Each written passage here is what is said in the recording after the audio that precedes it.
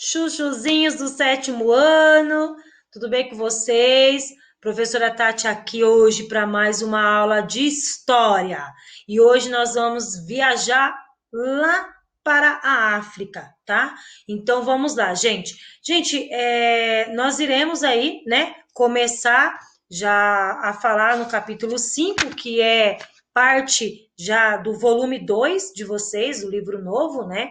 Então, inicia aí já na página 2 do seu livro, onde nós estaremos falando sobre o continente africano, né, um continente aí onde fala, né, de grande riqueza, tanto na parte natural, quanto na parte também cultural e histórica, né, há várias histórias aí sobre a África, sobre vários reinos que vocês vão aprender, tá? Então, gente, assim, se tratando assim no mesmo espaço geográfico, encontra-se o quê? Extensos vales férteis e imensos desertos, tá bom? A gente não pode deixar de falar. Onde também há uma diversidade de povos no continente africano, né? Cada qual com a sua cultura, com a sua história para ser contada. E nós vamos começar aí a falar sobre alguns reinos que ali formaram, né, o continente africano, tá bom? Então vamos lá. Preparei aqui uns slides. Gente, por favor, fiquem atentos do início do vídeo ao final do vídeo, viu? Beleza? Que você tem muito a aprender aí sobre a África. Vou passar aqui. Vamos lá. A África. A África é o continente mais pobre do mundo, tá? Seu quadro social é desolador, pela imagem você já deduz aí, né? Só que a África também ela tem muitas histórias, assim como todos os países têm, né? Cada país tem uma história para ser contada. A África ela é o terceiro maior continente do mundo, ela apresenta uma ampla variedade geográfica, tanto humana quanto cultural, tá? E a palavra África ela foi criada, imposta pelos povos romanos, tá? Vamos começar a falar, quando a gente fala da África, o que você imagina? Nossa, um lugar deserto, né? Um lugar de escravidão, onde a escravidão iniciou, realmente, né? Também onde é o berço da humanidade, foi na África que tudo se iniciou, onde as primeiras civilizações surgiram, certo? Mas nós vamos falar do deserto do Saara, né? Alguém já estudou aí sobre o deserto do Saara? Né? Como que era o Saara antes de se tornar o mais deserto do planeta, né? O que hoje é árido, quente e inóspito, inóspito a palavra inóspita significa que não é uma área onde é hospedeira, né? Quase não recebe pessoas, tá? O deserto do Saara fica no norte da África, né? Era uma região aí de savanas e pradarias, certo? Com alguns bosques, lar de caçadores e coletores que viviam de vários animais e plantas, sustentado por lagos permanentes e muita chuva, certo? Então, gente, para resumir aí, né, que o deserto do Saara, ele é uma das regiões mais quentes, né, sendo aí o terceiro maior deserto do planeta, tudo bem? A gente tem que falar sobre o deserto do Saara, né, que muitos pesquisadores aí afirmam que entre 5 mil anos, né, e 10 mil anos atrás, essa região aí, ela era composta por, que eu acabei de falar para vocês, savanas, pradarias, bosques, né, e lagos. Esses estudiosos, eles denominam de, assim, eles denominam de Saara verde ou Saara úmido, uma área em que chovia muito antes, né? Povos caçadores e coletores viviam nessa região. Provavelmente, né, junto a animais de grande porte, como os antepassados, que eram os crocodilos, elefantes, né, até mesmo os hipopótamos. Então, assim, ó, antes do deserto do Saara, ainda se via, né, uma certa vantagem. Hoje que ele já é aí, né, tendo essa questão aí de ser muito quente, a escassez de chuva e tudo mais, tá bom? Bom, gente, vamos para o próximo slide. Norte e sul da África, eu peguei aqui para vocês verem a imagem do deserto do Saara, tá? Que fica situado ao norte da África subsaariana. Aqui. Vamos falar da África subsaariana, onde fica localizado o deserto do Saara, tá? A África subsaariana ela é uma região do continente africano composta por 47 países, que se localiza geograficamente abaixo do deserto Saara, também chamado de África Negra. Por que África Negra?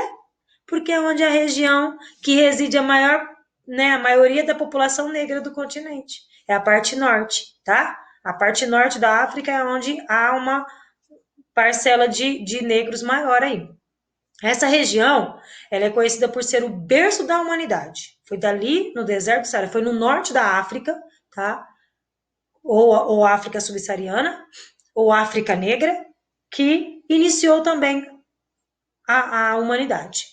Ao passar em que também é considerada como a última fronteira do capitalismo. O uso da primeira expressão ocorre porque muitos pesquisadores acreditam que tenha sido nessa região a constituição dos primeiros seres da espécie humana. O uso do segundo termo se deve por se considerar que essa tenha sido o último território colonizado pelo mundo capitalista. Tá? Então, o capitalismo chegou na África subsaariana, né, de uma forma mais lenta, tá bom? Vamos falar dos reinos. Quando a gente fala berço da humanidade, mas, né, igual o Brasil. O Brasil, ele não tem várias, não tem 5 regiões brasileiras, foi dividido, não foi? A África também foi dividida em reinos, né? Cada qual região tem ali um governo para poder liderar. Assim, na África também tinha os reinos, onde tinha um governo para cada reino para estabilizar, né? As leis, estabelecendo leis e tudo mais. Bom, qual que é, ó, Reino de Gana, vamos falar do Reino de Gana, tá? O país Gana, nós vamos falar. Grandes reinos e grandes riquezas, tá? A atividade econômica deste reino iniciaram com a exploração do ouro, ó, eu peguei até para vocês verem ali, tá? As minas, mas ali no caso seria a mina de sal, tá? Que também propiciou-se aí em Gana, tá? Atingiu seu auge no século X, onde iniciou a comercialização, perdoa, do sal, do tecidos, cavalos, tâmaras, escravizados e ouro. Tá? Gana foi provavelmente fundado durante os anos 300. Do ano 300 ao 770, os governantes eram da dinastia dos Magas, uma família berber, né? Mas o povo era composto por negros das tribos Soninke, tá? Em 770, os Magas foram derrubados pelos Soninkes e o império aumentou muito sobre o domínio de Caia, tá? Então você vê que tem um reinado hoje, igual os indígenas. Os indígenas estavam aqui, chegou os portugueses, tiraram eles de cena e quem ficou no lugar foi os portugueses. Estavam os portugueses, de repente vieram italianos e espanhóis e começaram também a dominar aqui. Então já há várias pessoas, é igual que também aconteceu na África, tá? Nessa altura, né, quando Gana foi invadido, começou a adquirir uma reputação de ser uma terra de ouro. Ele atingiu o máximo da sua glória durante 900 anos. Atraiu a atenção dos povos árabes. No começo, viviam da criação de animais, da agricultura e da pesca, mas depois eles começaram também nessa região com grandes reservas de ouro, né? Então, quando se fala de ouro, gente, Gana começou a atrair inúmeros mercadores, em especial povos árabes e berberes, tá? Ó, eu peguei o mapinha ali para vocês verem de Gana, tá bom? Aqui, ó, onde está localizado Gana, aqui ó, na África, ó, tá? Perto da Nigéria, tá bom? Gana tá aqui, ó, perto do Oceano Atlântico já, ó. Quantos de Gana vieram aqui para o Brasil, hein? Sendo escravizados, né? Então, assim, ó, Gana é uma terra de riqueza. Essa região aí, há muitas reservas de ouro naquela época, né? Havia muitas reservas de ouro, havia muitos minérios de sal, tá? Exploração do sal. Então você vê que aos poucos Gana foi ganhando força na economia.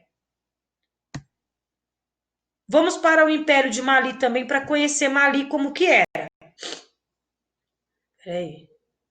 Após anos de guerra, entre os soninques de Gana, ó, lá os soninques, lá de Gana, que estava falando, e os almoravidas, né? E depois das guerras com os sossos, Mali conseguiu sua independência e adotou o islamismo, a religião islâmica, tá? Então, assim, ó, assim como lá em Gana, em Mali também houve invasões de povos aí, ó, os almoravidas, né, os sossos, esses povos também entraram ali para tentar conquistar o território de Mali. Mas Mali, ó, perseverou, correu, né, lutou até que eles conseguissem. Mali conseguiu sua independência e adotou o islamismo. E apesar de passar por um período de crise política e econômica, conseguiu se restabelecer em 1235.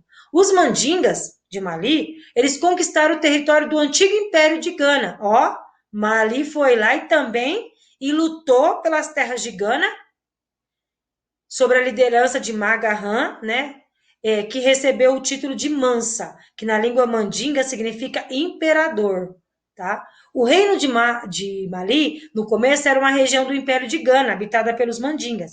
Era composto por 12 reinos, menores ligados entre si, e tinha como capital Cangaba. Né? Os mandingas chamavam-se de território de Mandem, terra dos mandingas. Ó, vai entendendo a história, vamos lá. Gana, ela estava ali sendo liderada, certo? Sendo liderada, e aí, de repente, começou a chegar gente para poder dominar o território de Gana, porque ali era uma região muito rica, né? Em ouro, né? Em sal. E aí, chamou também a atenção dos povos que viviam em Mali, entendeu? Então, um território fica sabendo do outro e vai lá e tenta dominar. O Império de Mali se tornou herdeiro do Império de Gana. Ó, então, Mali foi lá, derrubou, né, o imperador de Gana, e aí ele ficou com uma extensão maior, pois passou a controlar todo o comércio local. O ouro extraído por Mali sustentava grande parte do comércio no Mediterrâneo. Conta-se que em 1324 e 1325, Mansa Musa, que é esse imperador aí, ó, em peregrinação a Meca, parou uma visita ao Cairo e teria apresentado tantas pessoas com ouro que o valor desse metal se desvalorizou por mais de 10 anos. A aplicação da justiça era implacável, tanto em que vários viajantes se referiam aos povos negros como os que mais odeiam a injustiça. E o seu imperador não perdoa ninguém que seja acusado de injusto. Acredita-se que o Império de Mali tivesse a extensão da Europa Ocidental. Tá? Ao contrário do Império de Gana, que somente se preocupava em manter os povos dominados, a fim de controlar o comércio regional, o Império de Mali se impôs de forma centralista, estabelecendo fronteiras bem definidas e formulando leis por meio de uma assembleia chamada Gíbara, né, composta por diversos povos do Império. Então, esse imperador aí, Musa, o que ele fez? Ele foi lá com o seu exército, dominou Gana, conquistou o território de Gana também, entendeu? Além do seu ali, além de Mali, ele conquistou também Gana, tá? Por quê? Porque Gana ela só se preocupava em enriquecer, né, economicamente. Só se preocupava com esse. Mas Mansa Musa, ele não. Esse imperador, ele já era contra a questão, né, de... Como que eu posso dizer? Ele se preocupava muito em manter ali, né? Ele se preocupava com o povo, em questão de preconceito, em questão de passar certas injustiças, entendeu? Na mão de outras pessoas. Então ele lutou, por isso que ele é considerado como um grande imperador, tá? O Império de Mali, olha aí, eu peguei para vocês alguma imagem para vocês verem como que eram as aldeias deles, ó. O Império de Mali, infelizmente, entrou em decadência no século XIV, tá? No final do século XIV. Em função do quê, professora? Em função de disputas políticas internas, né? E de algumas invasões também dos tuaregues. Esses tuaregues eram aqueles também mercadores que eles andavam assim com véu, tá? Sobre a sua cabeça, um véu preto, tá? Eles com capa, eles andavam pelos desertos, né, sondando, né, é como se fossem mercadores, sondando, né, os territórios para poder invadir, tá? E tem até né, uma curiosidade que por que era chamado de tuaregues? Porque eles tampavam todo o rosto porque eles viviam pelo deserto, e havia-se as tempestades de areia, e também havia espíritos malignos rodeando pelo deserto. Então, eles se tampavam todos, né, para eles não para se proteger do até mesmo dos maus espíritos e também das fortes rajadas de areia, tá bom? Então foi invadido, Mali foi invadido pelos tuaregs, sendo conquistado no século XV, né, pelos songais, que é povo africano até então dominado por Mali.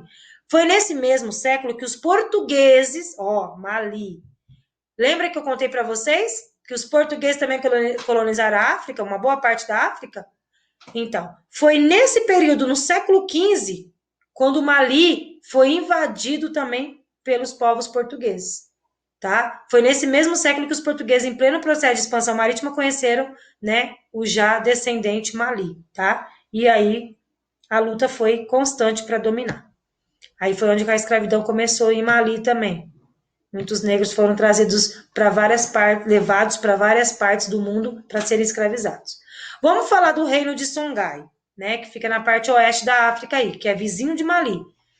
Também chamado de Songhai ou Songhai, é um antigo reino da África Ocidental que se estendia pelas margens do Níger. Foi fundado por um chefe berbere da Líbia, tá?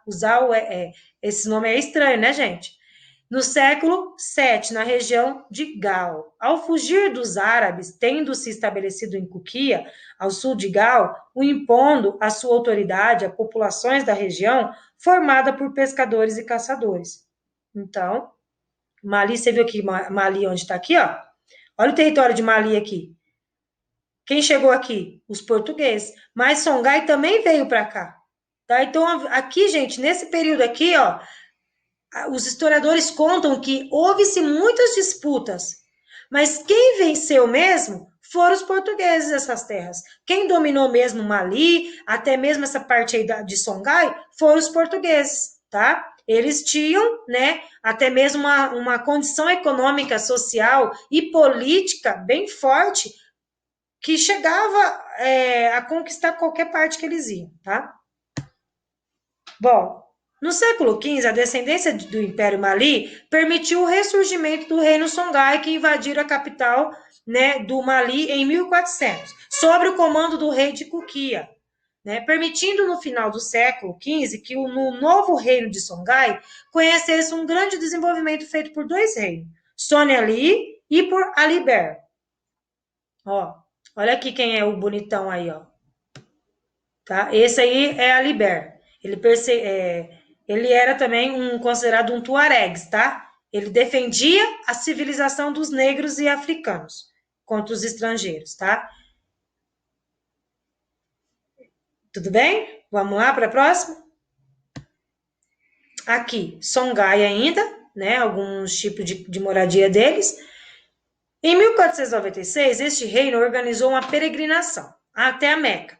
Meca é uma outra cidade, tá? Onde obteve o título de califa. Foi durante seu reinado que o reino Songhai alcançou o seu apogeu, ou seja, caiu, né?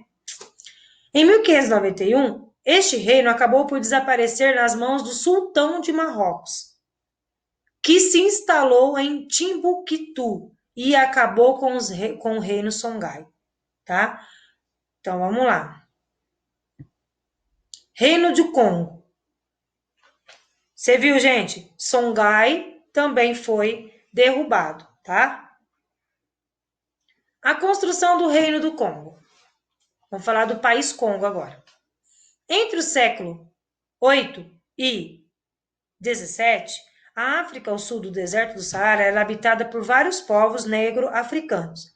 Alguns desses povos construíram impérios e reinos, entre os quais o Reino do Congo. Como se formou o Reino do Congo? Tudo começou quando, né, Nímico Keni, chefe do povo Kingon, atravessou o rio Zaire e se casou com uma mulher do povo Umbundo. Desse casamento nasceu no final do século XIV o rei do Congo, Nimi Lukeni, recebeu o título de Congo, que quer dizer Senhor do Congo, tá? Então, por isso, a origem aí de Congo. Os congos e os portugueses. Tá chegando a vez dos portugueses. Lembra que eu falei para vocês agora há pouco que os portugueses dominaram várias partes da África? Então, no primeiro contato com os portugueses, o rei do Congo, talvez por temor às armas de fogo portuguesa, recebeu-os, né? Aproveitando-se disso, os portugueses começaram a interferir na política africana. Com a morte do rei do Congo, seus filhos estavam disputando o trono, então os portugueses ajudaram Nzinga, né, a vencer seu irmão. Então vamos lá. Nzimba se torna cristão. Por que será que ele se torna cristão? Porque quem chegou lá na África? Os portugueses. Os portugueses levavam quem junto com eles? Né, em todas as suas expansões marítimas? Os jesuítas. E os jesuítas iam com o objetivo de expandir o cristianismo, de conquistar mais fiéis, entendeu? Então, Nzimba se torna cristão a partir daí. Ele converteu seu cristianismo e adotou aí o nome português Afonso, tá? A partir de então, estudou 10 anos com padres, aprendendo a falar, escrever bem em português. Por isso que a África, essa parte da África, a Angola, Mali, Congo, né, Gana, esses países, eles falam toda a língua portuguesa, porque foi colonizado pelos povos portugueses. Bom, gente, daí então, né, quando os portugueses começaram a dominar o meio político ali, começaram a dominar, eles começaram também a pôr em prática a escravidão, certo? Começou onde a escravidão aí começou a se expandir. Com a intenção de fortalecer seu reino, o rei Afonso enviou cartas ao rei de Portugal, pedindo que ele enviasse missionários, médicos, professores para seu país. De Portugal, porém, vieram principalmente traficantes interessados em conseguir pessoas para escravizar e vender. Ao perceber isso, né, Afonso enviou várias cartas para o rei de Portugal de novo, pedindo que fosse proibido o comércio de africanos. Mas o rei não deu ouvidos a eles, entendeu? A ele, né? E o tráfico continuou sendo intenso. Você está entendendo? Então, esse Nzimba, que era um marroco, né? Que ele era um africano e que a partir do momento que os portugueses chegaram lá e ele passou a receber o cristianismo, ele começou a aprender a ler, escrever em português e tudo mais, ele achou no direito, né? Ele se tornou rei aí também, praticamente da cidade, né? E aí ele começou a pedir para o rei ajuda. E o rei não sequer, né, deu aí ouvidos a ele. Portugal vai dominar o rei de Congo. Com a morte do rei Afonso, olha só, gente, com a morte do rei Afonso, o reino do Congo continuou servindo de sementeira para o tráfico dos humanos, tá? De humanos.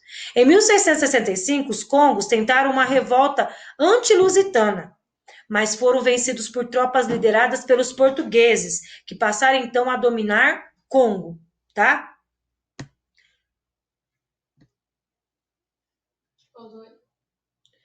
Exercícios agora, tá? Do livro, nas páginas 16, 17 e 18. Capricha nos exercícios de vocês. A correção será aí na próxima aula do Zoom, na segunda-feira, tá bom? Espero que vocês tenham entendido que cada parte da África que nós comentamos nesta aula, seja Congo, seja Mali, seja, né, Gana, todos eles tiveram várias influências aí de povos tentando dominar, mas quem levou a vitória foram os povos portugueses, tá bom? Gente, ó, um beijinho. Beijinho no coração.